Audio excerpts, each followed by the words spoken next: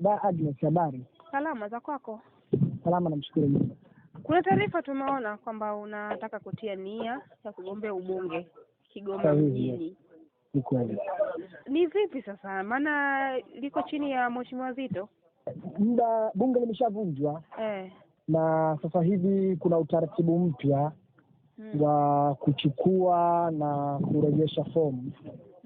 Na huu ni utaratibu kwa kila baada ya miaka 5, ambapo baada ya miaka 5 waliokuwa wanahudumu wanamaliza muda wao na wanakuja utaratibu mpya wa kidemokrasia, utaratibu wa kuchukua na kurejesha fomu, ambapo ni utaratibu kwa mujibu wa sheria katika nchi zetu. Kila chama kina taratibu hizo. Kila mtu anaruhusiwa kuchukua fomu pale ambapo muda wa miaka 5 umeisha. Alafu kuna kuwa na mchakato, sababu uchaguzi ni mchakato. Uchaguzi wa kuchukua fomu na kurejesha, uchaguzi wa kupiga kura za maoni katika vikao vya chama, ambapo vikao vya chama ndio vitaamua aidha arudi yule ambaye alikuwepo mwanzo kutokana na namna ambavyo wajumbe wana imani na yeye au wana imani na mtu mwingine. Kwa hiyo vikao vya chama ndio vinaamua.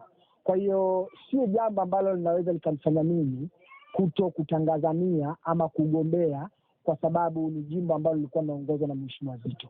Mheshimiwa Zitto mwenyewe anaamini katika misingi ya kidemokrasia.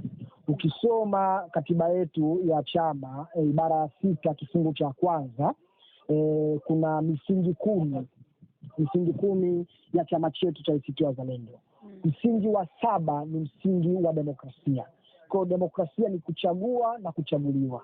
Demokrasia ni mchakato ambao unapita katika mashauriano ya vikao. Kwa vikao vikiamua kwamba Mheshimiwa Zitto anapaswa kuendelea kupeperusha bendera ya chama katika jimbo la Kigoma mjini, hiyo haina shida, nitamuunga mkono 100% na tutapigania jimbo letu hili tuendelee kulitawala.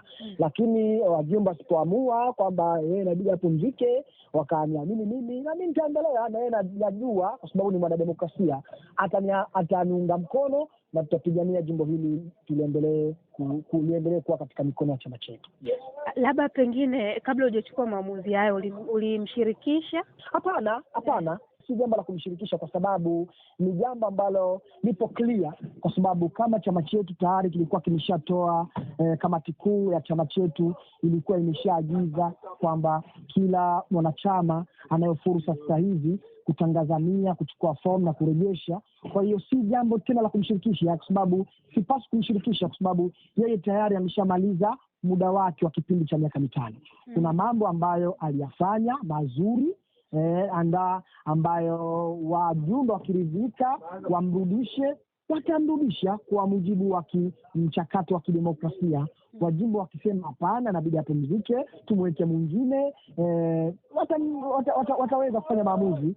Labda pengine sasa unahisi ni vitu gani ambavyo Mheshimiwa Zitto hakuvifanya au unatamani uvifanye kwenye jimbo la Kigoma mjini? Kwanza hilo swali ni swali specific sana. Kwa sababu hichi kipindi katika kutangazania hatupaswi kuonesha vipaumbele vyetu kwamba kipaumbele gani mimi nitafanya, kipaumbele gani, kwa sababu huu muda bado ni muda wa vikao. Baada ya muda wa vikao kuamua kwamba wewe utapeperusha bendera, kuna muda wa kampeni, ndio watu wataenda kwenye kampeni, watu wataanza kujinadi. Lakini jambo kubwa ni jibu kwa ujumla wake ni kwamba mji wa Kigoma mjini kwa muda mrefu sana umekuwa nyuma kutokana na shughuli za kiuchumi na shughuli ya mzunguko wa fedha. Na hilo ni jambo ambalo bila hiana, ni jambo ambalo kiongozi au mbunge aliyopita Mheshimiwa Zitto Zuberi Kabwe alikuwa ni jambo ambalo analipigania, na kuna miradi mingi ambayo alikuwa tayari ameshaianzisha, ambayo miradi hiyo ilikuwa inalenga kuja kutatua changamoto za mzunguko wa fedha katika jimbo la Kigoma mjini.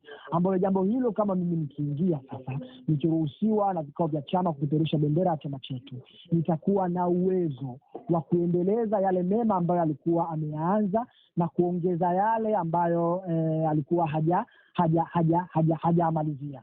Kwa hiyo nina fursa hiyo. Kwa hiyo kuna mambo makubwa ambayo ameyafanya, kuna mambo makubwa ambayo yanaendelea kufanyika hapo katika mchakato, na kuna mengine ambayo kutokana na muda mfupi wa miaka 5 hakuyatekeleza. Sisi wengine tutaendeleza ikiwa vikao na chama chetu kama kitakuwa kimetupa ridhaa na kupeperusha bendera katika jimbo la Kigoma mjini. Sasa unahisi chama kinaweza kikakuchagua wewe alafu Zitto kikamwacha pembeni? Inawezekana kwa sababu yote ni demokrasia na chama chetu ni chama ambacho kinaongozwa kwa mfumo wa demokrasia ya wazi, maadili, uadilifu, kujali uzito wa kura ya mtu na kujua nani ambaye sasa hivi napisi hapo kile kijiti. Kwa hiyo wajumbe wanaweza kaamua. Sisi chama chetu hakuna papa. Chama chetu nasema wote ni sawa. Haijalishi wewe ni kiongozi mkubwa, haijalishi wewe ni kiongozi au ni mwanachama umejiunga leo kwenye chama, haijalishi wewe ni mkongwe katika chama chetu sote ni sawa. Kwa hiyo wajumbe ndio wana maamuzi ya kuamua. Na naamini wajumbe wanaweza wakaamua kunichagua mimi, wakasema Mheshimiwa Zitto bana tunakuomba tunaenda na huyu, au wajumbe wakaamua kusema tunaenda na Mheshimiwa Zitto kupeperusha bendera kwa mara ya pili kutokana na mambo makubwa aliyofanya. Kijana subiri baada ya miaka mingine 5 kwa sababu umri unaruhusu. Yote hayo ni maamuzi ya wajumbe. Yes. Pengine sasa kwa nini Kigoma mjini na sio Kigoma maeneo mengine? Nashukuru kwa sababu kwanza kwa nini Kigoma mjini ni kwa sababu ndio sehemu kwanza niliyozaliwa mimi. Na ndio sehemu kwanza niliyokulia mimi. Na ndio sehemu ambayo naweza nikasema najua changamoto za mji wetu kwa muda mrefu sana kwa sababu nimeziishi changamoto hizo. Na tunafarijika kuanzia mwaka 2015 kuja mwaka 2020. Zile changamoto nyingi sana ambazo zilikuwa zikikabili mji wetu zimeanza kutatuliwa kipindi cha Mheshimiwa Zitto Kabwe, kuhusu barabara, miundombinu, kuhusu mambo mbalimbali yameanza kutatuliwa. Kwa hiyo tunaamini kwamba kuna changamoto nyingine ambazo kwa sababu ya ufupi wa muda wa miaka 5 kuna mingine ambayo hayakutatuliwa au mingine ambayo hayakutekelezeka au kuna miradi ambayo inaendelea inahitaji usimamizi. Kwa hiyo mimi nina uwezo kuvaa viatu vyake kuja kuendeleza yale mazuri ambayo aliyamaliza kuendeleza, yale mengine ambayo yanaendelea kuyaendeleza zaidi na kuyaboresha, yale ambayo hayakufanikishwa kutokana na muda mimi kuja kuyamalizia kwa kipindi cha miaka 5. Kama wajumbe wa vikao vya chama chetu wataridhika mimi kuchukua kugombea. Pengine niseme ni ujasiri wa kipekee. Ni ujasiri, lakini sio ujasiri tu, ni kuwa na kufahamu misingi, kufahamu misingi kwanza ya chama chako. Chama chetu sisi kina msingi wa demokrasia. Kwa hiyo hili jambo linanipa mimi uhuru na linanipa ujasiri kwa sababu naamini yeye mwenyewe akisikia nimetangazania hatakuwa na kinyongo kwa sababu anajua misingi ya chama chetu inapaswa iheshimiwe kwanza kabla ya kinyongo cha mtu. Kwa hiyo mwenyewe naamini katika misingi yetu na anajua nimefanya hivyo kwa sababu ya misingi ya chama chetu. Kwa hiyo ni jambo la kawaida sana katika chama chetu. Ni tofauti na vyama vingine ambayo mgombea anachukua fomu peke yake, ni hamtaki kuchukua kwa sababu eti kafanya mazuri. Hapana. Kufanya kwako mazuri sio garantii ya wewe kupita bila kupingwa.